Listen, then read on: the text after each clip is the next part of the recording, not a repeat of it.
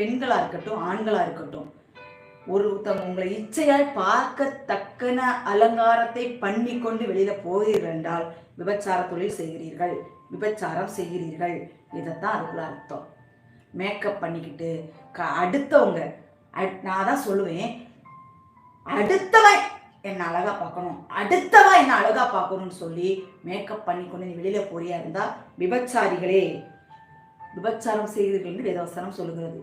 கடினமாக இருந்தாலும் எனக்கு அதை பற்றி பரவாயில்லை. ஏன் அப்படின்னா, கிழிஞ்ச துணி போட்டுட்டு, உனக்கு தான் ஆண்டவர் அழகான ஆடையில வச்சிருக்கிறாரு, கிழிஞ்ச துணிகளை போட்டுக்கிட்டு, ஆபாசமான துணிகளை போட்டுட்டு, உன்னை ஃபுல்லாக அலங்கரிச்சுக்கிட்டு ரோட்டில் போவியா இருந்தால் விபச்சாரி அப்படின்னு சொல்லி வேதவசனம் சொல்லுகிறது.